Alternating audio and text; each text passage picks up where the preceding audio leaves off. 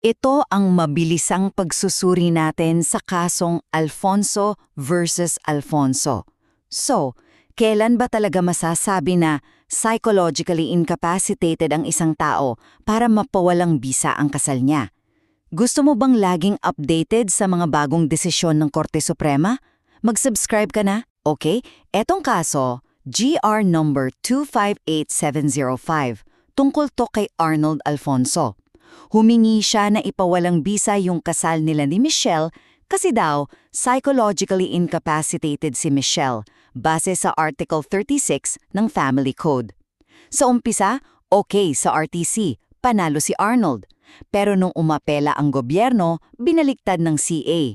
Kaya ayon, Korte Suprema ang bagsak. Una, ano ba yung mga naging issue sa pagsasama nila? Ayon kay Arnold, si Michelle daw, nako, sobrang gastos, pabaya sa bahay at sa mga anak nila. Nalugi pa raw ang negosyo nila dahil sa kanya. Tapos verbally aggressive pa. Naging malamig daw sa kanya at ang ending, iniwan sila para sumama sa ibang lalaki. Nagpresenta siya ng testimonya, pati ng kaibigan nila at isang psychological evaluation. Pangalawa, anong desisyon ng Korte Suprema? Kinampihan nila si Arnold. Binaliktad nila yung hatol ng CA at sinabing null and void, walang bisa yung kasal niya. At pangatlo, ito yung pinaka-importante, paano ba sila nag-decide? Dito na pumasok yung Tan Andal versus Tan Doctrine.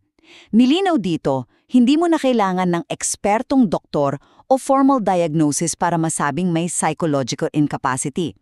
Ang kailangan lang, mapakita na yung mismong pagkatao ng tao, yung personality structure niya, may matindi at pangmatagalang problema, isang dysfunctionality, kaya hindi niya magampanan yung mga obligasyon niya sa kasal.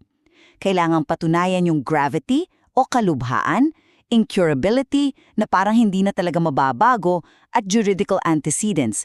Ibig sabihin, nandun na yung problema bago pa sila ikasal. So in short, pinawalan bisa ng korte ang kasal kasi napatunayan gamit nga yung pamantayan sa Tan Andal na si Michelle, dahil sa ugali niyang malala, hindi na magbabago at dati pa namang ganon, talagang hindi niya kayang gampanan ng pagiging asawa. Nakakapaisip, no? Paano kaya natin mababalanse yung pagpapahalaga sa kasal at yung pagtanggap na minsan may mga pagsasamang hindi na talaga pwede? Para sa iba pang update sa batas sa Pilipinas, huwag kalimutang mag-subscribe.